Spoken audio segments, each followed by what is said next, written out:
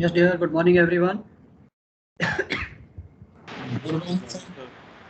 Good morning, Vijay. Good morning. Sir. Good morning. Yeah, good morning. I hope all of you can hear Good morning, me loud. sir. Good morning. Can you hear me loud and clear? Yes, sir. Yes, sir. Good morning, sir. Good morning. अब यहाँ पे भी control test करना पड़ता है नहीं, teams में भी कई बार आवाज़ आती है नहीं आती, तब आदत पड़ गई नहीं कंट्रोल टेस्टिंग की हर जगह। हाँ सर। नहीं, आस्ते आस्ते बच्चे आपके ब्लड में भी चला जाएगा। हाँ यार, ये चीज़ देख लो, वो चीज़ देख लो, सेलिंग से पहले, अराइवल से पहले। अब तो आपके पास चेकलिस्ट आ गई, तो सोचने की बात ही नहीं है। चेकलिस्ट निकाली, उस पर टिक करते जाओ आंख बंद करके। आंख तो खुली रखनी पड़ेगी, नहीं आंख बंद रखनी पड़ेगी, दिमाग बंद कर देते हैं हम। नहीं, खाली देख के बस टिक कर दो, सोचने की जरूरत ही नहीं। somebody else will think for me। क्यों? नो, उससे हमारी जो ब्रेन की यूटिलाइजेशन वो कम होती जा रही है। अभी हमें सब कुछ सोचना है, तो अच्छा रहे। Good morning sir. Good morning, sir. Good morning बच्चे, गुड मॉर्निंग। चलो, आई होप वीकेंड में टाइम मिला था कुछ कार्गो पढ़ने का, कि नेविगेशन चार्ट वर्क में बिजी थे? सर मैट पढ़ा था सर, मैट में एक डाउट है। हाँ बोलो। सर एक क्वेश्चन था 2019 के पेपर पे कि with regard to straight isobars explain what is geostrophic wind. तो सर जियोस्ट्रॉफिक विंड तो मिल गया था सर, बट वो आइसोबार्स के रिगार्ड पे था। तो वो जो टू कंसेक्यूटिव आइसोबार्स के बीच में जो डिफरेंस है वही लिखना है या दूसरा वाला सर लिखना है? या यू कैन सी जियोस्ट्रॉपिक विंड है कि आइसोबार्स, स्ट्रेट आइसोबार्स हैं, तो आप even what will be the wind speed. So isobars के साथ तो जियोस्ट्रॉपिक विंड स्केल दिया होता है, isn't it? So on that wind scale we can even find out what will be the wind speed between these two isobars, between the two straight isobars. तो sir इसमें पहले straight isobars के बारे में describe करें, फिर geostrophic wind को देना sir. Correct, yes. Straight isobars को थोड़ा सा एक्सप्लेन कर दीजिए, then slowly when you go that the distance between these isobars, so हमें एक हिंट मिलता है। So we get some information by looking at these isobars, how closely or how far apart they are situated. So if they are closely situated, then you know there will be wind, strong winds. If they are far apart, then you know, and उसी को आप explain कर सकते हो कि even we can calculate or we can estimate the wind speed between these two isobars using the geostrophic scale which is given on the weather map. फिर आप थोड़ा सा geostrophic wind को भी explain कर सकते हो। It's enough, isn't it? So Yes sir. idea of isobars है क्या, isobars को आप explain भी कर सकते हो। isobars, you can start your answer that isobars are basically the line joining places of equal barometric or equal atmospheric pressure, and उसका आपका पूरा डिटेल आ गया जो जो आपको isobar में पता है। they are normally what you call, they are drawn at an interval of 4 millibar, isn't it? So that is all customary. So आप अपनी नॉलेज जो है रिगार्डिंग दिस आइसोबार्स उसको थोड़ा एक्सप्रेस कर दीजिए। उससे आप क्या इन्फॉर्मेशन लेते हो, that's all is expected from you. कि आप वेदर मैप देखते हो, weather report tomorrow. So idea is when you look at the computer on the ship, you see the weather report in front of you and you see this isobars. So ठीक है, पढ़ने से मेरे को कुछ ना कुछ इन्फ्लुएंस भी तो आना चाहिए ना। I should be able to detect something कि हाँ यार आइसोबार्स हैं, क्या दिखा रहे हैं, इससे क्या मिलता है। That's all. Yes sir. And sir एक क्वेश्चन और था, ये सर था, why is the actual direction and speed of wind on the earth surface different from geotropic wind? या वो आप फिर कैरोलिस फोर्स आ गया उसमें, कि जो आपको आई थिंक अच्छा मेरे ये सर कोरोलिस फोर्स था। या जो मैंने आपको आई थिंक भेजे विंड के नोट्स भेजे थे, नहीं भेजे सर? नहीं सर, ये नोट्स आपने भेजे थे सर, बट ये क्वेश्चन ना सर मतलब इसमें जियोट्रॉफिक जैसी विंड बोला था ना, तो वो कंफ्यूजन बार बार इसमें हो रहा था। तो इसमें भी आप क्या कर सकते हो, इसमें है कि यस द विंड की जो डायरेक्शन है, you can start with that the wind normally of course will blow from high pressure to low pressure, but due to the rotation of the earth. So it does not move straight. It does not go high pressure to low pressure in a straight line. Why? Because there is another vector involved. There is another force involved. That is called Carolis force. And due to this Carolis force, जो wind direction हमें मिलेगी, that will be the resultant of basically your gradient force and the Carolis force. फिर हम उसका diagram दिखा सकते हैं northern hemisphere में around the low pressure, how this resultant is anti-clockwise, and in the northern hemisphere around the high pressure, how this resultant is clockwise, and southern hemisphere में ये opposite क्यों होगा. So this is what basically. Thank you, sir. Yeah. कि जो आपको जो wind direction on the surface of earth दिखेगी, that is basically the resultant of these two forces, two vectors or two forces are acting. One is the gradient force and one is the Carolis force. ठीक है? Okay. Okay, sir. Good. So we'll continue today with the tanker का हमने basics पढ़े थे. So let's see today what are the hazards associated, what are various basic operations what we do. वो क्या होते हैं, inerting, purging, gas freeing, and little bit about the instruments की what all instruments, gas detecting meters what we call, ये कौन से हैं,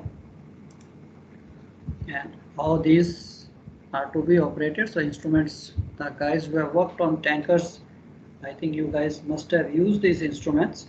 So उसके लिए of course जैसे जैसे आप यूज़ करोगे, जैसे जैसे आप उसके बारे में पढ़ोगे, तो उतनी नॉलेज इंक्रीज होती जाएगी.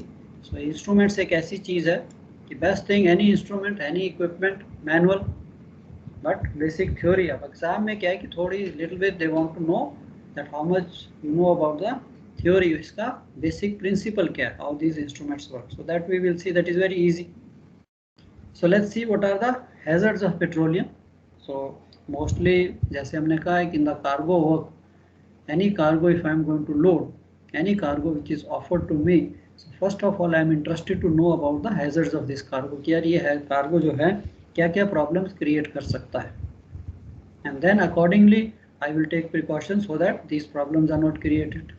So similarly for the oil, for petroleum products, so we will see this with other basic hazards which are associated. First is flammability.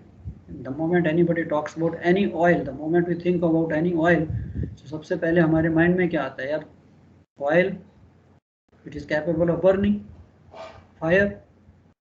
Now how this fire takes place? Now it says when the petroleum is ignited, it is the gas that burns as a visible flame, it's not the liquid. So this vapors or the liquid जो है, it gets converted into vapors and then it is mixed with the air which has got oxygen. So proportion बननी चाहिए, then it gets ignited. So quantity of gas given off by petroleum liquid depends on the volatility. अब आप जब उसमें conversion होनी है vapors में, liquid has to give off the vapors जिन्होंने oxygen के साथ mix होके करना है. So उसकी भी volatility है कि how fast this liquid is getting or how fast this liquid is vaporizing. Example आप देख लीजिए, petrol, how fast it vaporizes. आप उसको हाथ पे रखिए, थोड़ी देर के बाद it completely disappears. Naphtha, so they evaporate very fast. Some liquids on the other hand, some other oils, if you see lubricating oil and all, उसको रखिए, उसकी vaporization very slow, isn't it? So petroleum gases will burn only when mixed with air in certain proportions. So this is most important to understand for you, that ये जो petroleum, जो hydrocarbon gases हैं, जो भी flammable gases हैं, they need certain amount of oxygen for burning, and if there is too little or too much of petroleum gas, the mixture cannot burn. So ये भी एक situation है कि minimum amount of, ठीक है, air तो चाहिए ही चाहिए, उसके साथ something called minimum proportion of this flammable gas. और अगर ये गैस बहुत ज़्यादा हो जाती है, too much हो जाती है, तब भी आपका जो vapors हैं, they cannot burn. So what we call in tanker technology, what we call the too lean or too rich a condition. Now these limiting proportions are known as the lower flammable limit and the upper flammable limit. कि जो minimum quantity उसको चाहिए just to catch fire is called the lower flammable limit, and maximum quantity भी उसके बाद जो है flammable or it cannot be ignited, that is called the upper flammable limit. उससे अगर quantity ज़्यादा हुई, it cannot catch fire. So these limits vary. Now अभी आपने ये नहीं लेना कि ये फिक्स है 1 and 10%, no, These limits vary according to different components of the petroleum gases. There are a lot of different products. So उनकी जो limits हैं, lower flammable limit और upper flammable limit जो है वो हर petroleum product की अलग-अलग होती है. But as a general, when we are working on tankers, so we take it as an average. So for gas mixtures from petroleum liquids that are likely to be encountered on the tanker trades, the overall flammable range, we normally take it from 1% as the minimum and 10 as the maximum limit, or lower explosive limit we take it as 1% of the gas, and upper we take it as the 10% by volume. So ये आपकी दो limits जो हैं इनको basically समझना, not only for tanker, for any ship you are working. कहीं पे भी आपके जहाँ पे भी आप लिक्विड्स को, ऑयल्स को हैंडल कर रहे हो, all the ships have got oil, चाहे वो बंकर के फॉर्म में है चाहे किसी और फॉर्म में भी है. तो ये जो बेसिक जिसे कहते हैं बेसिक्स हैं पेट्रोलियम के कि yes minimum and maximum. So as the petroleum liquid is heated, the concentration of gas in air above it also increases. अगर हम किसी लिक्विड को गर्म करते हैं तो उसकी वेपराइजेशन ज़्यादा हो जाती है. And the temperature of the liquid at which this concentration reaches the lower flammable limit, उसे हम फ्लैश पॉइंट कह देते हैं. Now what is lower flammable limit? अभी हमने देख लिया कि lower flammable limit is the concentration of this gas vapor when they get mixed with air. So minimum amount of gas which can catch fire, which can get ignited. So that is what is known as the flash point. So flash point is basically the temperature of the liquid at which this concentration reaches LEL. उसे हम flash point कह देते हैं. Now second hazard again gas density. अब अगर आप देखिए most of the gases from this petroleum liquids are heavier than air and inert gas, so that's why they basically settle down, and these density differences diminish as the gases are diluted with air.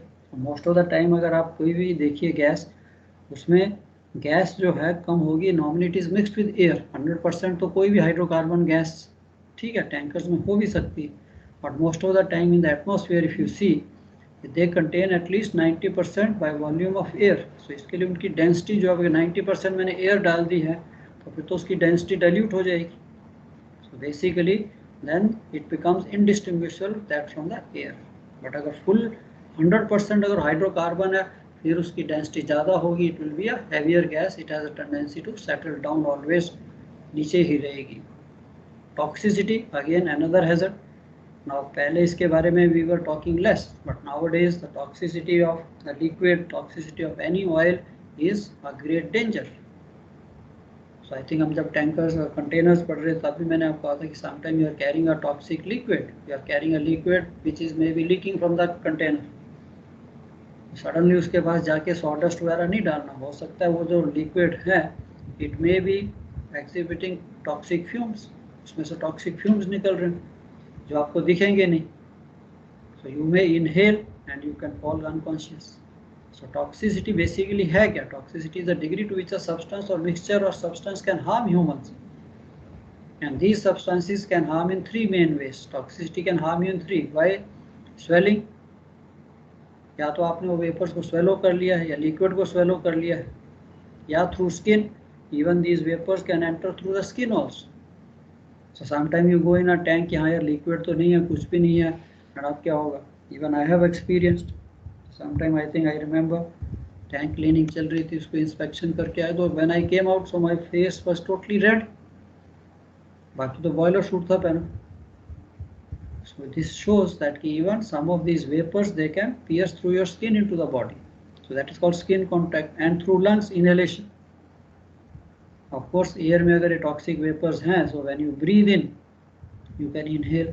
So ये सारी चीज़ें आपने mind में रखनी है कि yes यार these are the hazards. की ये नहीं है कि किसी टैंक को खोल दिया, उसके अंदर देखना शुरू कर दो और उसके अंदर एंटर कर लो, अरे कुछ स्मेल नहीं आ रही चलो चलते हैं. नो, इन्हीं चीज़ों के लिए आपके पास इंस्ट्रूमेंट्स बने कि we have to check, we have to detect, and even before you send anybody, because अब आपका टाइम आ गया when you will be directing the people, you will be sending the people.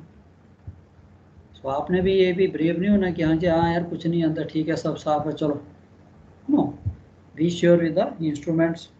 Certain gases आप देख नहीं सकते, सो instruments हैं वही डिटेक्ट कर सकते हैं कि यहाँ पे कौन सी गैस कितने % अवेलेबल है. वैक्सी कंटेंट ऑफ फ्यू ग्रेड्स. अब आप देखिए आजकल नाउ डेज एवरीवेयर ऑयल की इतनी डिमांड है, दिस क्रूड ऑयल की, जिस टाइप का भी क्रूड मिलता है उसको निकालो, अर्थ के अंदर से निकालिए। क्रूड ऑयल है क्या? It's basically a raw form of hydrocarbon which are found in the earth, it's a fossil fuel. So many types are there. Some crudes are very thin. BH crude देख लीजिए, Bombay high crude absolutely like a water. But certain crudes are very thick. So उनकी सबकी properties भी अलग अलग हैं, उनके अंदर जो वेरियस कंस्टिट्यूएंट्स हैं वो भी अलग अलग होते हैं. So some of the crudes are very waxy, very thick crudes. Some of them have got very high sulfur content. तो इसके लिए no sulphur content of many waxy types of crude makes them even more desirable from the environmental stand off, कि हाँ जी sulphur तो कम है but it is more waxy. Flow problems are related to normal handling of waxy crudes. Loading तो ठीक है, उनको डिस्चार्जिंग पंप सक्शन नहीं लेता, वो प्रॉब्लम्स आपको आएंगी. वैक्सी क्रूड्स का क्रूड ऑयल वॉशिंग नहीं कर सकते, it's very thick. Tank cleaning is a problem. So उनके लिए क्या होता है, कई बार आपको temperature must be maintain substantially above the pour point. Now what is pour point? Pour point is basically the minimum temperature where this oil remains a liquid. मैं उसको लोड एंड डिस्चार्ज कर सकता हूँ. So when you become chief officer, this pour point is very important to study. कि हाँ यार जब आप लोड कर रहे हो तो इसका pour point क्या है? You load in Persian Gulf and you are going to Europe, जहाँ टेम्परेचर में भी 2, 3, 4 डिग्रीज और 5 डिग्रीज. अगर ये ऑयल जो है फ्रीज हो गया तो उसको कैसे डिस्चार्ज करेंगे? It has happened. अब of course nowadays everybody is bothered, everybody is concerned, but ship में भी है कि हाँ यार इसका pour point कम है, तो हमारे पास हीटिंग कॉइल्स हैं टैंक्स में कि नहीं है? नॉर्मली क्रूड ऑयल कैरियर्स में नहीं होती. अब आपके हीटिंग कॉइल भी नहीं है, आप कार्गो को ले गए कोल्ड क्लाइमेट में, not possible to discharge, then you have to wait for the summer to come. So transportation costs also tend to be much higher because of the special pumping and heating requirements. So waxy components जो है they can create problem in the tanks, pipelines. thick है तो उसकी अपनी problems आएंगी. Another problem, static accumulator. Some oils जो हैं they accumulate static charge. So static electricity थोड़ी आपने पढ़ी होगी. Yes, static charge जो है ये दो different charges आए then explosion can take place. So few of these. So ये भी आपको डेटा मिलेगा MSDS शीट्स में कि यार ये कहीं static accumulator तो नहीं है. Certain oils are there which accumulate the static. So static electricity है क्या basically? It is produced by movement between two dissimilar materials through physical contact and separation. Normally we used to wash these tanks, high washing machines, high jets, पानी के या steam के साथ.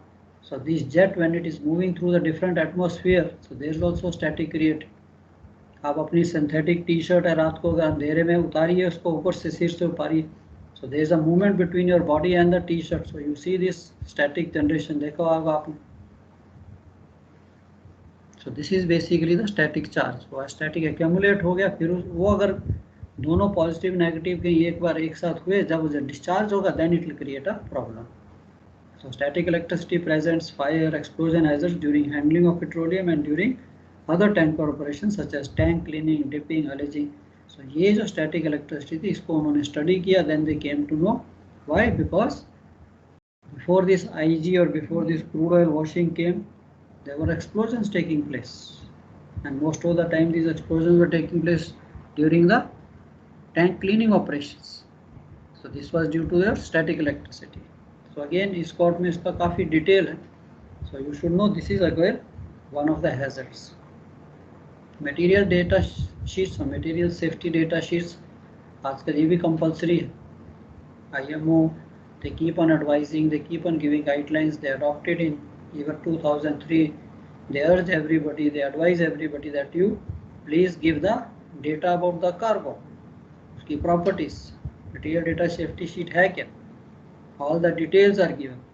Even today you receive the paint on board, you should have MSDS sheets. यार इसकी properties क्या है, इसके अंदर क्या है, और सेफ्टी प्रिकॉशंस इमरजेंसी में आपने उसको क्या करना है. This is what basically MSDS. And it is the responsibility of the supplier to provide the tanker that it is. What about that MSDS sheets? जो भी आप सप्लायर जो आपको कार्गो दे रहा है कि उसी को पता है उसकी प्रॉपर्टीज क्या, भी बताइए. and this should indicate the type and probable concentration of hazardous or toxic components, particularly H2S and benzene. तो ये जो उसके अंदर प्रोडक्ट्स हैं इसकी मेरे को नॉलेज चाहिए कि हाँ यार this cargo is rich in sulphur और उसके अंदर H2S कितना है, benzene which are very dangerous components. And provision of MSDS does not guarantee that all the hazards or toxic components of particular cargo or bunkers being loaded have been identified. So ये भी नहीं है कि अच्छा जी MSDS sheet में कई बार वो 2 ही लिख दें या लिखे कुछ भी डेंजर नहीं. That doesn't mean there is no danger exists. So उसके लिए हमारे पास बुक्स हैं, इस गॉट है, lot of information about particular cargo is given. चाहे वो ऑयल है, चाहे वो दूसरा कार्गो है, बल्क कार्गो है, we have seen, we try to acquire maximum properties of the cargo, what all can happen with this type of crude. So ये भी नहीं है, absence of MSDS should not be taken to indicate the absence. क्या जी MSDS sheet है नहीं, that means कोई danger ही नहीं exist करता. कि किसी ने MSDS शीट दिया नहीं है, that means everything is good. No. And second thing, operators should have procedures in place to determine if toxic components are present in cargoes that they anticipate may contain them. So ये सबसे important चीज़ है. Of course, lot of time you can see on the net, but the best thing is it's a mandatory requirement for the supplier to supply, because tomorrow when you go for discharging, then the terminal may ask you कि हाँ इसके MSDS sheets की copy चाहिए, what जो भी cargo आप लेके आए हो, isn't it? So that time they will ask. So of course not to you, chief officer, captain. So the ship has to basically give the MSDS sheets whatever she has brought to discharge. Simple. अब आपका आ गया flammability diagram. Flammability आप कह रहे थे ना, ये आपके लेवल पे इसको समझना जो है it is very important and it is very simple also. मैं इसको थोड़ा सा दूसरी स्लाइड से लेता हूँ. तो ये जो आपका फ्लेमेबिलिटी डायग्राम है, so basically if you see this flammability diagram is nothing. आपके मन में क्या आता है, ये है क्या flammability diagram? I think I have seen lot of time there is lot of जिन्होंने टैंकर पे नहीं किया तो उनको बड़ा एक fear जैसा कि यार flammability diagram पता नहीं क्या है. It is nothing. It is simple that you are plotting a tank atmosphere in a graphical representation.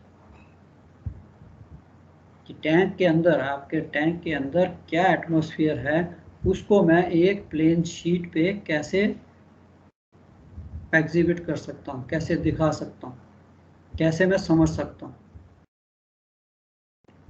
Now in simple way that you take a plain sheet and you draw this y axis and x axis, 2 लाइनें draw कर दो. इसके ऊपर मैं लिख देता हूँ कि यस ये चाहे आप ग्राफ में ले लीजिए चाहे प्लेन पेपर में ले लीजिए, आप इसको ग्राफिकल उसमें भी ले सकते. यार इस लाइन पे I am showing this is the concentration of or percentage of oxygen by volume, 1%, 2%, 5, 10, 15, 20, 21, maximum 21% oxygen is there in the atmosphere. And vertical axis पे मैं यहाँ पे scale पे I start showing the hydrocarbon content. Now just imagine your tanker, your tank is absolutely clean. You are coming from the new building or you are coming from dry dock. आपका tank बिल्कुल absolutely clean, there is nothing. तो उसके अंदर क्या होगा, तो उसके अंदर एटमॉस्फेयर होगा, जो वेपर्स होंगे वो किस चीज़ के होंगे, what type of atmosphere this tank will have.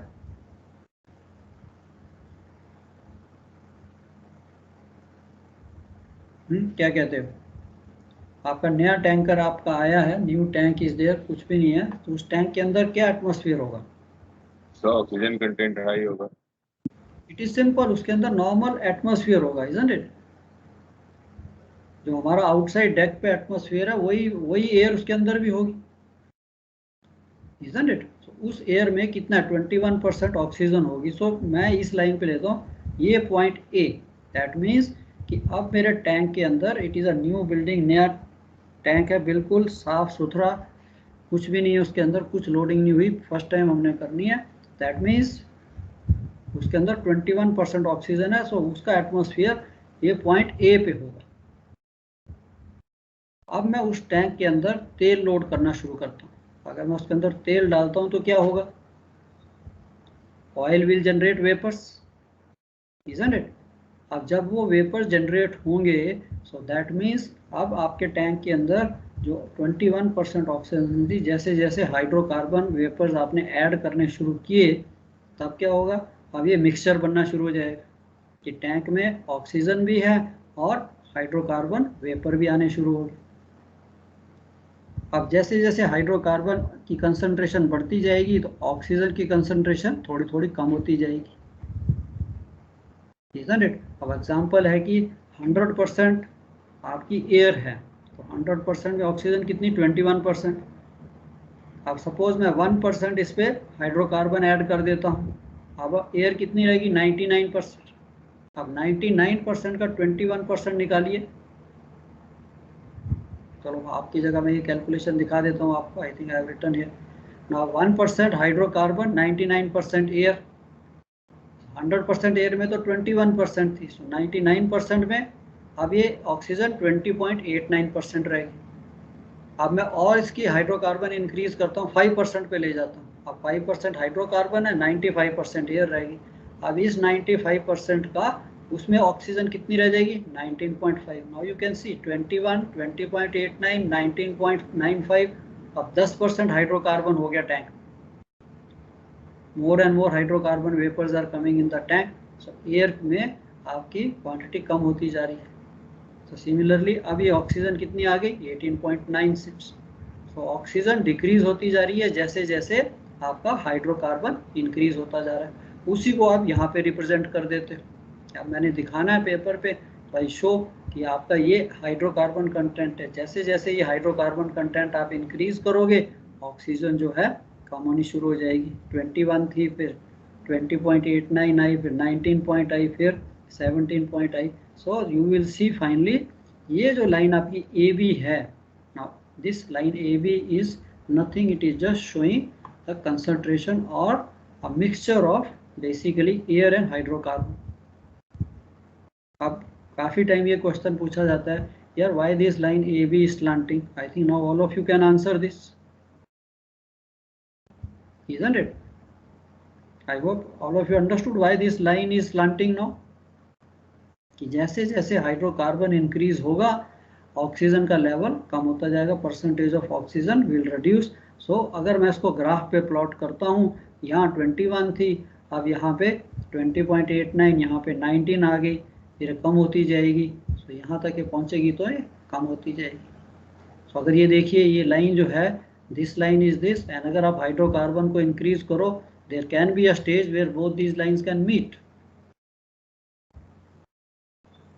Total hydrocarbon आ गया तो ऑक्सीजन बिल्कुल जीरो हो जाएगी। इस लाइन को आप एक्सटेंड करते जाओ तो ये जाके इसको मिल भी सकती है, because it is slanting, it is not running parallel lines will not meet. अब ये तो स्लांटिंग है, दैट मीन्स जैसे जैसे हाइड्रोकार्बन को मैं इंक्रीज करता हूँ, अगर मैं 100% हाइड्रोकार्बन डाल देता हूँ तो ये लाइन मिल जाएगी इसको जाके, बिकॉज ऑक्सीजन जीरो हो जाएगी। तो ये तो आपका दिस इज द एटमोसफियर आपने दे दिया। अब आपकी लेफ्ट साइड ऑफ दिस, ये जो एटमोसफियर है, दिस में क्या है कि एयर भी है, हाइड्रोकार्बन भी है, आपने एयर को डाइल्यूट किया है, इनर्ट गैस भी है, सब कुछ ना। ये जो आपको फ्लेमेबल मिक्सचर या फ्लेमेबल एनवेलप दिखा रहा है, सो इसी लाइन पे उसने कहा है कि यस आई कैन रिप्रेजेंट कि this is almost 1% hydrocarbon by volume. If there is a 1% hydrocarbon and if there is a sufficient oxygen, चाहे वो 20% है, चाहे 19% है, चाहे 18% है, और 1% हाइड्रोकार्बन आया तो ये फ्लेमेबल मिक्सचर बन गया, ये डेंजरस एरिया आ गया। सिमिलरली यहाँ से यहाँ तक अब आपका हाइड्रोकार्बन आप इंक्रीज कर रहे हो, ऑक्सीजन भी इसी लेवल पे है, 16, 17, 18, 20 इतनी ऑक्सीजन है, हाइड्रोकार्बन भी है। तो ये सारा का सारा ये जो एटमॉस्फेयर है, दिस इज फ्लेमेबल। वो हमने पढ़ लिया है कि 1% से लेके 10% तक it can be ignite, but below this less than 1% ignition cannot take place. चाहे कितनी भी ऑक्सीजन 21% हो, इसमें हाइड्रोकार्बन की कंसंट्रेशन ही नहीं है। तो इसे हम कह देते हैं this point C is basically this is your LEL, lower explosive limit. And similarly यहाँ पे जहाँ हमने कहा कि हमने 10% रखा है, कि यहाँ तक अगर 10% प्लस ऑक्सीजन, अगर मैं ग्राफ पे देखता हूँ इतनी ऑक्सीजन मिली, इट इज स्टिल फ्लेमेबल। तो ये जो एरिया है C to D, this is basically lower explosive limit, ये अपर एक्सप्लोसिव लिमिट। इससे ज़्यादा हाइड्रोकार्बन हुआ again then it becomes too rich condition, फिर भी इग्निशन नहीं हो सकता। तो ये चीज़ आपने समझ ली, ये आपने एक ग्राफ पे रिप्रेजेंट कर दी। अब जैसे जैसे आप इस अपने टैंक के एटमॉस्फेयर को, जिसमें हाइड्रोकार्बन भी है ऑक्सीजन भी है, अगर आप उसके अंदर इनर्ट गैस डालते हो ना, जैसे हम इनर्ट गैस डालेंगे तो क्या करेंगे, तो इनर्ट गैस जो हाइड्रोकार्बन को भी डिस्प्लेस करेगी और ऑक्सीजन को भी डिस्प्लेस करेगी। दैट मीन्स ऑक्सीजन भी कम होनी शुरू हो जाएगी एंड यहाँ से भी ऑक्सीजन कम होनी शुरू होगी, हाइड्रोकार्बन भी कम होना शुरू होगी। सो स्लोली एक स्टेज आएगी व्हाट वी कॉल एट 11.5% तक अगर आपके टैंक में ऑक्सीजन आ गई या 11% से कम ऑक्सीजन हुई, now nothing can take place, no ignition can take place because there is no sufficient oxygen. इसी चीज़ को मैंने यहाँ रिप्रेजेंट कर दिया। सो बेसिकली ये जो आपकी CDE, ये जो ट्रायंगल बनी, ये जो एनवेलप बना यार, ये ही डेंजरस है कि इतनी कंसंट्रेशन होनी चाहिए 1 to 10 और 11% से ज़्यादा ऑक्सीजन प्लस इतना हुआ, तो ये एरिया मेरे टैंक में, ये एटमॉस्फेयर अगर मेरे टैंक में बना, इतनी कंसंट्रेशन ऑफ हाइड्रोकार्बन, इतनी कंसंट्रेशन ऑफ ऑक्सीजन अगर हुई, then this is a dangerous atmosphere. वैसे हम कह देते हैं फ्लेमेबल मिक्सचर और फ्लेमेबल एनवेलप। अब जो रिसर्च हुई तो उन्होंने कहा यार व्हाई नॉट अवॉइड दिस, कि आप टैंक में ये फ्लेमेबल एटमॉस्फेयर या फ्लेमेबल एनवेलप बनने ही ना दो। तो उसका एक ही तरीका था, तेल तो लोड करना है आपने, ऑयल तो है, ऑयल में हाइड्रोकार्बन तो रहेगा, उसको तो आप रिमूव नहीं कर सकते। तो उन्होंने कहा यार ऑक्सीजन को कम कर दो। अब जैसे जैसे आपने ऑक्सीजन को कम की, आप इस तरफ आना शुरू हो गए। जैसे ही आप 11% पे पहुंचे, अब आपका ये जो टैंक एटमॉस्फेयर है सेफ है, nothing can take place, no ignition nothing, चाहे स्टैटिक हो उसमें, चाहे स्पार्क डाल दो, चाहे कुछ भी डाल दो, बिकॉज फायर ट्रायंगल की आपने ऑक्सीजन को ख़त्म कर दिया। एंड सेफ्टी के लिए हमने यार 11 की बजाय इस बोर्ड में कि यार टैंकर्स में जब हम काम करते हैं, टैंक जो है उसके अंदर lot of structure is there, isn't it, lot of structural members, कोई पार्शियल बल्कहेड भी हो सकता है, कुछ भी हो सकता है, कोई पॉकेट्स भी हो सकती हैं। तो इसलिए उन्होंने कहा यार 11 की बजाय सेफ्टी के लिए 8% रखिए, कि आपके टैंक में मैं हमेशा 8% ऑक्सीजन रखूँगा। अगर 8% तक आप रखते हो तो you are still, this is a safety margin. तो ये आपका सेफ्टी मार्जिन है 8 to 11%। 11% पे तो ignition can not take place, theoretically they studied, lab में भी करके देख लिया। अब उन्होंने कहा यार टैंक एक ऐसी चीज़ है जिसमें कहीं ना कहीं पॉकेट्स हो सकती हैं, कहीं ना कहीं ऑक्सीजन की पॉकेट हो सकती है। तो फाइनली जब वो पूरी की पूरी एयर मिक्स होगी, हो सकता है कंसंट्रेशन ऊपर चला जाए। तो इसको 8% रखिए कि आप अपने इंस्ट्रूमेंट से मेजर करते हो at various places, if you have up to 8% oxygen, nothing can take place because you are well outside this envelope. चाहे आप इधर नीचे रहो टू लीन कंडीशन में, चाहे उसकी हाइड्रोकार्बन को कम कर दो। अगर रिच कंडीशन है, जैसे आपने टैंक लोड कर दिया, फुली लोडेड टैंक, उसके ऊपर जो वेपर स्पेस है उसमें 90% क्या इवन 100% हाइड्रोकार्बन वेपर ही है, कुछ नहीं हो सकता, ऑक्सीजन है ही नहीं। अब ये सारी चीज़ तो हो गई कि दिस इज व्हाट नॉर्मल, आपने तेल लोड किया, कैसे कैसे आपका एटमॉस्फेयर अंदर चेंज हो रहा है। अब आपने एक ही टैंकर पे दे रहा वेरियस अदर ऑपरेशंस, कि सपोज मैंने इसको टैंक को, अब तो था कि मैंने खाली टैंक में तेल लोड किया, अब आपने तेल डिस्चार्ज करके now you want to go inside the tank for inspection, for repairs, for anything. ये तो हमने शुरू में देख लिया कि शुरू में initially there was 21% oxygen, you started loading oil and आपका ये ग्राफ बन गया, आपका ये सिचुएशन आ गई। अब इसके अंदर एयर भी है, हाइड्रोकार्बन भी है, चाहे उनकी प्रोपोर्शन जो है कम है, चाहे 7% ऑक्सीजन है, 8% ऑक्सीजन है, हाइड्रोकार्बन जो है वो कितना भी है, but if I want to go, तो मेरे को तो सर्वाइवल के लिए सबसे पहले तो 21% ऑक्सीजन चाहिए, then only I can survive. And second, अभी हमने पढ़ा टॉक्सिक, या उसकी जो है हाइड्रोकार्बन भी नहीं होना चाहिए, वो भी मेरे को किल कर सकता है। तो जब आपने इसको वापस करने के लिए you want to gas free the tank, जिसे हम कहते हैं गैस फ्री, की if I want to enter the tank जिसके अंदर तेल लोड किया था, तो उसके अंदर से मेरे को हाइड्रोकार्बन निकालना है सारा, एंड ऑक्सीजन अंदर डालनी है, फ्रेश एटमॉस्फेयर अंदर डालना है। तो अगर तो मैं सीधा ही कि सपोज मेरा टैंक का एटमॉस्फेयर था कि ठीक है उसमें इनर्ट गैस भी थी, हाइड्रोकार्बन भी था, ऑक्सीजन भी थी। तो हम एक पॉइंट ले लेते हैं यहाँ पे, जहाँ पे से 10-11% हाइड्रोकार्बन है, 3-4% ऑक्सीजन है। अब अगर मैं इसको गैस फ्री करना चाहता हूँ, तो अगर straight way if I straight way start introducing blowers लगा के फ्रेश एयर डालता हूँ, तो क्या होगा? जैसे मैं फ्रेश एयर डालूंगा तो फ्रेश एयर क्या करेगी? हाइड्रोकार्बन को डिस्प्लेस करेगी थोड़ा थोड़ा, ऑक्सीजन इंक्रीज होनी शुरू हो जाएगी। तो इस लाइन पे क्या हो रहा है? जैसे जैसे लाइन नीचे आ रही है, हाइड्रोकार्बन कम हो रहा है, ऑक्सीजन जो है इंक्रीज हो रही है। क्या जी? ठीक है। अब यहाँ तक तो ये ठीक था। जब आप यहाँ पहुँच गए तो यहाँ पहुँच के क्या हुआ? अब आपकी ऑक्सीजन भी आपने 11-12% कर दी, एंड हाइड्रोकार्बन भी आपका उस फ्लेमेबल लिमिट में आ गया, से 4-5% पे आ गया, से 5 और 6% पे आ गया। तो ये यहाँ हमने ये पहले ही डायग्राम ड्रॉ किया। अब आपने तो ब्लोअर लगा दिया, आपके माइंड में आ रहा है कि हाँ एयर जा रही है अंदर, ऑक्सीजन जा रही है, बट एक स्टेज आएगी जबकि ऑक्सीजन भी मोर देन 11% हो गई, हाइड्रोकार्बन भी मोर देन 5-6% हो गया। अब आपका एटमॉस्फेयर डेंजरस हो गया टैंक पे, कि बाई चांस मैंने अलेज ली या कुछ भी स्पार्क हुई या कुछ स्टैटिक जनरेशन हुआ अंदर, so ignition can take place, explosion can take place. Because अब आपकी ये जो लाइन है, ये इतने टाइम के लिए it is passing through this dangerous zone, so this is not the good area, this is not good idea of doing the tank को वापस गैस फ्री करने के लिए। तो अगर मैंने गैस फ्री करना है तो सिंपल कि ठीक है, आपने मेजरमेंट की, इतना हाइड्रोकार्बन है, ऑक्सीजन 3% है, 4% है, कोई बात नहीं। अब हम क्या करते हैं? What we call, we start doing purging. Purging क्या है? कि we start putting inert gas into the tank and purge pipe खोल देते हैं। तो आप देखेंगे कैसे करते हैं। तो अब आपने टैंक में इनर्ट गैस डालनी शुरू की, इनर्ट गैस ने आपके हाइड्रोकार्बन को भी रिमूव करना शुरू किया, और थोड़ा बहुत जो अंदर ऑक्सीजन था उसको भी रिमूव करेगी। तो अब आपकी यहाँ पे जो लाइन है, ये जो पॉइंट था, इस एटमॉस्फेयर, ये मेरा टैंक का एटमॉस्फेयर था पॉइंट एफ पे। अब जब मैंने इसकी पर्जिंग शुरू की, डाइल्यूशन विद इनर्ट गैस जिसे कहते हैं, तो इमीडिएटली हाइड्रोकार्बन कम होना शुरू हो गया, बिकॉज उसने उसको रिप्लेस करना शुरू कर दिया। ऑक्सीजन भी कम हो जाएगी, बिकॉज इनर्ट गैस जो है ऑक्सीजन को भी रिमूव कर देगी। तो अब मेरा टैंक का एटमॉस्फेयर स्लोली स्लोली इस लेवल पे आ गया।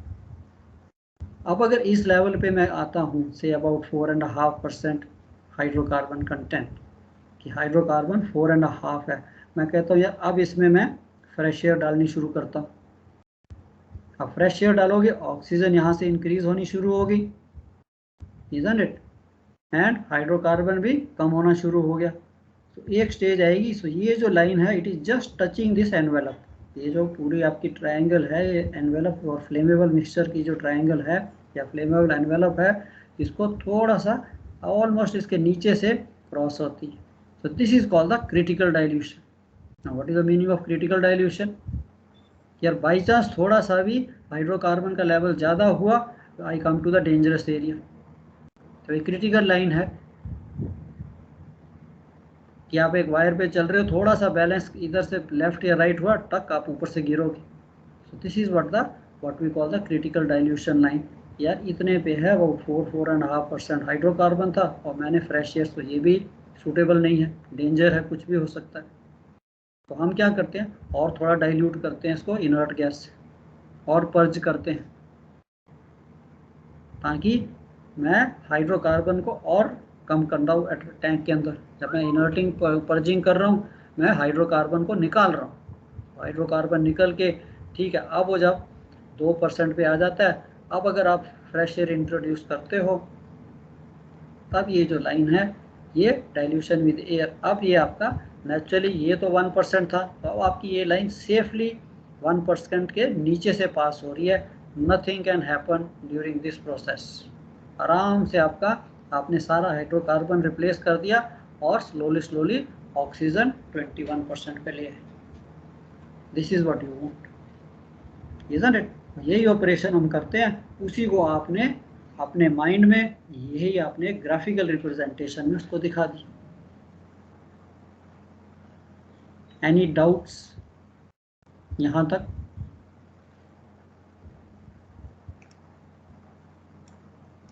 Clear to everyone?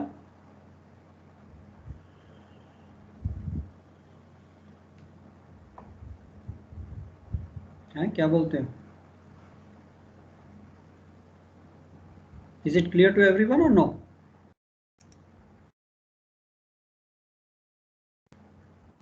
Sir clear है sir. Okay, I was shocked here. I thought I was talking to myself only. I hope all of you heard me, no? Yes, sir. Okay. Yes, sir. Yes, Yeah, sir. थोड़ा सा बच्चे, yeah, if you reply back तो देखो teams में तो पता नहीं लगता, क्लास में तो बैठे नहीं. Anybody, anything, any slightest doubt, किसी को कुछ भी यहाँ पे नहीं पता लगा, प्लीज स्पीक अप. सो ये बेसिकली आपको क्वेश्चन रिटर्न में भी आ सकता है, ओरल में, कहीं पे भी. सो आपने ये नहीं करना कि मैं एग्जाम के लिए पढ़ रहा हूँ. आपका ये profession, now you are join a profession and you should know thoroughly about it. कि यार किसी स्टेज पे किसी को भी मेरे को पूछने थे, चलते फिरते डेक पे भी you should be able to explain, isn't it? ये फ्लेमेबिलिटी है क्या, what is the effect of inert gas on flammability, ये फ्लेमेबिलिटी डायग्राम क्या है? क्या सर कुछ नहीं, it is just a basically representation of your tank atmosphere. अंदाजे से नहीं चल रहा, मैं देख रहा हूँ. वाई? अब मैं ये जो फिगर है ये जो कहाँ से ले रहा हूँ? Bye instrument. आपका टैंक है, आपने उसके अंदर ऑक्सीजन एनालाइजर डाला, आपको 21% ऑक्सीजन आपने यहाँ प्लॉट कर दिया. आपने HC content meter, high explosive meter या मल्टी गैस डिटेक्टर डाला, उससे आपने देखा हाइड्रोकार्बन कितना है कि जी इतने %, आपने उसको प्लॉट कर दिया. So you are working on data based information, isn't it? You are not working on assumption. Always you have to take decision on some data, isn't it? अब आपके पास डेटा है, इंस्ट्रूमेंट्स हैं, आप एटमॉस्फेयर चेक करते हो and उसको plot करते हो एंड यू फाइंड कि ठीक है यार, नाउ इट इज यहाँ पे less than 1%, I am in this zone, this is the safe zone. Oxygen अभी ओनली 10% या 8% है, I am in this zone, it is safe, nothing can happen. So this is basically the basics of your tanker operation, that at any stage you should have this thing in mind कि जब भी मैं कुछ कर रहा हूँ. अब recently, not recently, about year and a half or year and a half back, or maybe I think about almost 2 years हो गए कि explosion took place in a tanker. अब वो भी क्या था, इंस्पेक्शन, कि उन्होंने टैंक को क्रूड ऑयल वॉश किया, उसके बाद वाटर वॉश किया, उसके बाद ठीक है सब कुछ करके गैस फ्री करके सर्वेयर समबडी जो भी था वो इंस्पेक्शन के लिए. अब उन्होंने देखा कि नहीं यार वहाँ पे टैंक जो साफ़ नहीं है, स्लज है, कोई प्लेटिंग है, कुछ भी एरिया देखना है वो साफ़ नहीं है, दिखता नहीं है. अब उन्होंने आके शिप के जो भी ऑफिसर्स थे उसको कहा कि नहीं भाई इसको थोड़ा सा और साफ़ करो. तो जिन्होंने टैंकर किया, अब आपके मन में क्या आता है, अब क्या करोगे कि ठीक है मैंने टैंक को वॉश किया था, उसको गैस फ्री किया, सब कुछ कर दिया, सब ठीक था, प्लस उसके अंदर स्लज तो होगी, इजंट इट? बट जो भी इंस्पेक्शन के लिए गया, एग्जांपल सर्वेयर गया, उसने कहा नहीं यार ये साफ़ नहीं है, इसके अंदर अभी स्लज है, इसको थोड़ा और वॉश करो, जिस स्लज को निकालो. अब आप क्या करोगे बताओ, कि और इसकी वॉशिंग है कैसे करोगे? एनीबडी, स्पेशली टैंकर वाले?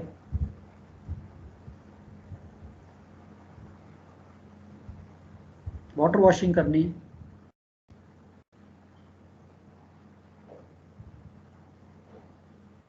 दोबारा टैंक को धोना है, तो क्या करेंगे?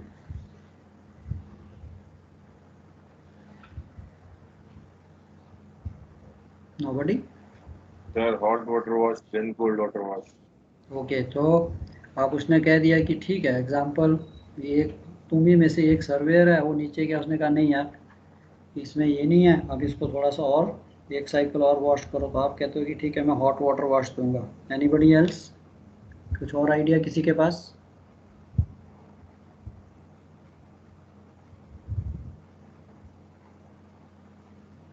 अब बच्चे यही चीज़ आपकी, यही इस डायग्राम को पढ़ने का मतलब यही है. अब आपका जो टैंक है, आपने उसको टोटल 21% ऑक्सीजन डाल दी उसके अंदर, एंड उसके अंदर स्टिल ऑयल और स्लज है, इजंट इट? स्लज है, तो स्लज क्या होगी, स्लज से गैस तो बनेगी, हाइड्रोकार्बन गैस तो बनेगी, इजंट इट? सो जब हाइड्रोकार्बन गैस बनेगी तो क्या होगा, मिक्सचर बन जाएगा, एयर भी आपने डाली हुई है, हाइड्रोकार्बन गैस भी अंदर बन रही, आगे ना फ्लेमेबल इसमें इस एरिया में आ गए आप। तो टैंक एटमॉस्फेयर जो है, आप अपने वेंटिलेशन सब कुछ बंद किया, बिकॉज पहले तो आप वेंटिलेशन थी आपने पूरी थी कि हाइड्रोकार्बन को निकाल दिया, लेस देन 1% कर दिया, 21% ऑक्सीजन थी, हाइड्रोकार्बन वाज इवन आपने मीटर से चेक किया 20% ऑफ LEL था। अब जब आपने उसको वॉश करना है दोबारा, तो वॉश हम कौन सी कंडीशन में करते हैं? Always in inert condition. मेरे को इस एनवेलप से बाहर आना है, तो अगर मैंने टैंक को वॉश करना है तो मैं पहले उसको बंद करके उसको इनर्ट गैस से पर्ज करूंगा, ताकि उसमें से ऑक्सीजन को निकालूं मैं। हाइड्रोकार्बन को तो निकाल नहीं सकते, बिकॉज वो तो जनरेट होता रहेगा, नीचे स्लज पड़ी हुई है, उससे तो गैस निकलती रहेगी। तो पहले आप टैंक को वापस इस पोजीशन से मैं उसकी ऑक्सीजन कम करूंगा। कैसे? बाय पर्जिंग इनर्ट गैस से। अब आपने ऑक्सीजन को 6, 7, 8% पे ले आए। अब चाहे आपके अंदर हाइड्रोकार्बन भी है, बट ऑक्सीजन को आपने कम कर दिया,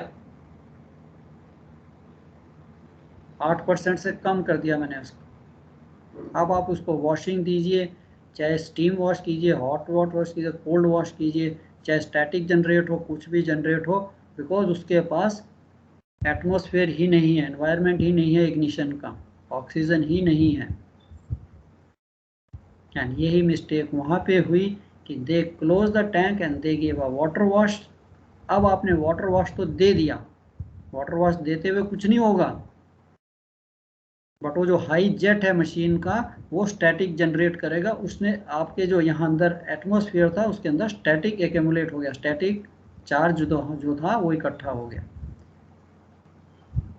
एंड आप ये भी चेक करने जाओगे कि हाँ यार स्ट्रिपिंग तो करनी है वॉशिंग के बाद, जब स्ट्रिपिंग करोगे कि टैंक ड्राई हुआ कि नहीं हुआ।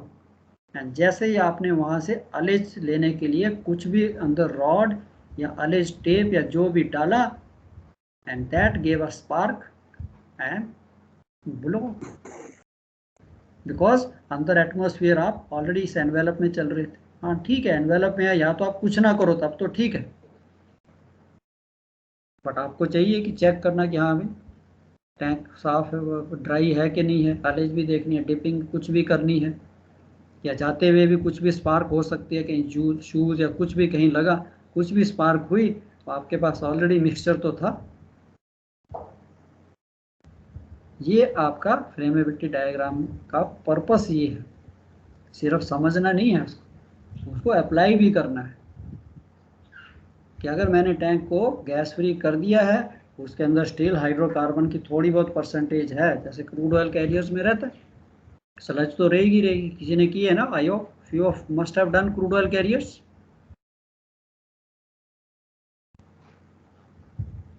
किए किसी ने? नहीं, anybody is been on the crude oil carriers? Yes sir, किया है। देखा नहीं? तो आपको थोड़ा जो मैं आपको कह रहा हूँ, I think it is there. I don't know whether you went inside the tank, तो उसमें तो स्लज है, जितना मर्जी क्रूड ऑयल वॉशिंग कर लो, थोड़ी बहुत स्लज तो कहीं ना कहीं रहेगी, और उसमें से तो गैस निकलेगी। Okay, so I hope Yes, sir. This is basically your flammability diagram.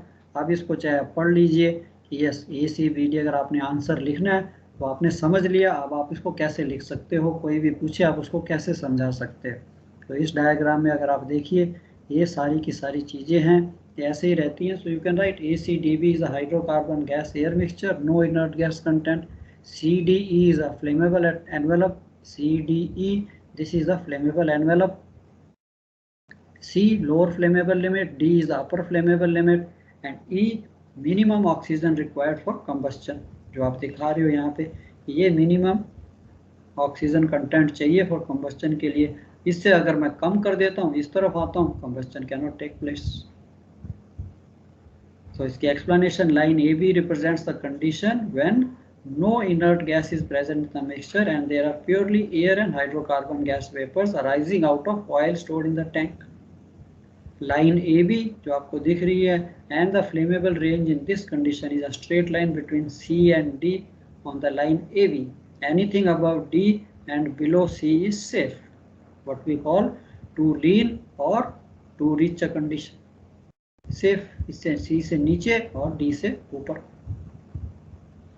वही आपने यहाँ पे वर्ड्स में एक्सप्लेन कर दिया. Reason towards the left hand side of the line A B represents inert gas condition addition. Left side में अगर आप इनर्ट गैस ऐड करते हो, उसमें इनर्ट भी आ गया, हाइड्रोकार्बन भी आ गया, ऑक्सीजन भी आ गया, स्लोली स्लोली इनर्ट गैस जो है वो ऑक्सीजन को भी कम कर देगी और HC को भी कम कर देगी. So tilt of the line towards left is because of the relative decrease in oxygen content when the hydrocarbon content is increased. ये आपने समझ लिया. Now point C represents lower explosive limit and point D represents upper explosive limit and DEC represents flammable zone. Diagram बनाइए and very nicely, very easily you can write this. So from point B, as the inert gas content increases, the flammable range decreases. जैसे जैसे आप inert gas डालनी शुरू करोगे तो आपकी flammable range नीचे आनी शुरू हो जाएगी 20. And with the decrease in oxygen from CD to E, when there is about 11% oxygen by volume, the flammable range ceases to exist. Nothing, no flame can take place due to insufficient oxygen to support combustion. So figure 8% of oxygen by volume is taken for safety margin. So there is never 11% oxygen in tank any time. So हम oxygen को 8% तक ले आते हैं safety margin के लिए. When an inert gas, typically flue gas, is added to hydrocarbon gas mixture.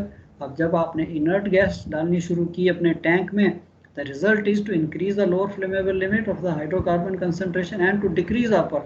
वो E पे आ जाएंगी. So these effects are illustrated आपके ऊपर figure.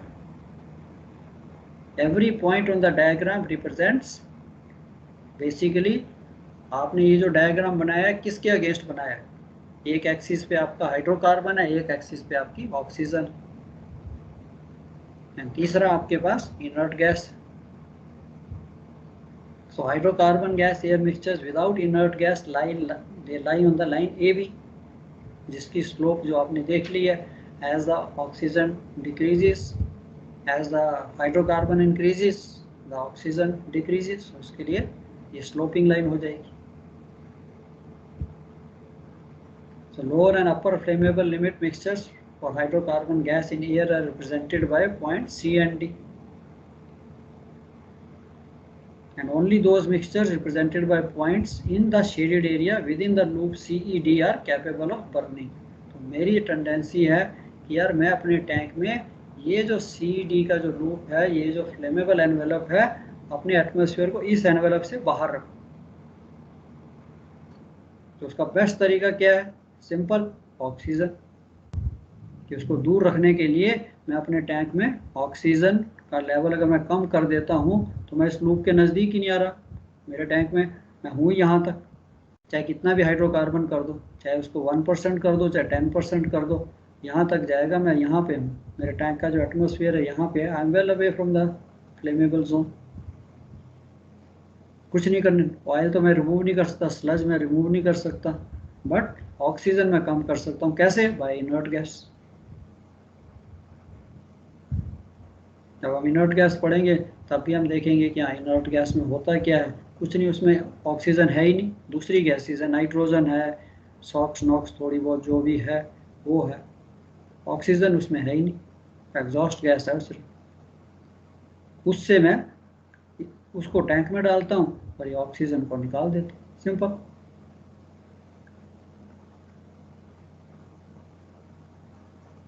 So on such diagram, changes of composition due to addition of either air or inert gas are represented by movements along the straight lines directed either towards point A or towards the point on the oxygen content. So ये आपने देख लिया कि आप अगर मैंने gas free करना है तब मेरा जो पॉइंट है F से H से ऑक्सीजन इंक्रीज करना है तो वो लाइन कैसे आती है.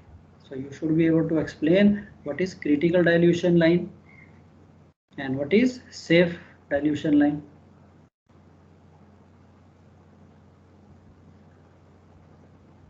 ठीक है, I hope clear to everyone this one. Effect और व्हाट इज फ्लेमेबिलिटी डायग्राम, कैसे उसको बनाना है, कैसे उसको एक्सप्लेन करना है और एक्चुअली हो क्या रहा है। यस सर, आ गया समझ। चलो गुड, ठीक है। तो ये मैं आपको भेज दूंगा, ये भी आप पढ़ लीजिए एक दो बार। अगर नहीं समझ आता, कहीं पे अटकते हैं, जस्ट उसको समझिए, फिर अपने आप को एक्सप्लेन करना शुरू कीजिए। रफ पेपर लीजिए, उस पर ये डायग्राम, ठीक है, एक्स एक्सिस वाई एक्सिस, यहाँ पे हाइड्रोकार्बन कंटेंट, यहाँ पे ऑक्सीजन कंटेंट। एंड जब ऑक्सीजन कंटेंट 21% है, खाली टैंक है, कुछ नहीं है उसमें, तो मेरा टैंक का एटमोसफियर, आई एम हियर। जैसे जैसे मैं तेल ऐड करता हूँ, अब मैं इस लेवल पे हूँ। Hence, ये जो CDE है, डेंजरस एनवेलप 1%, 10% एंड 11%, ये जो ट्रायंगल बनती है, this is again dangerous. Okay, so ये आपका बेसिकली रहा। सो ये तो था आपका what we call the flammability diagram. अब आप कंटिन्यू करते हैं। What we were doing is,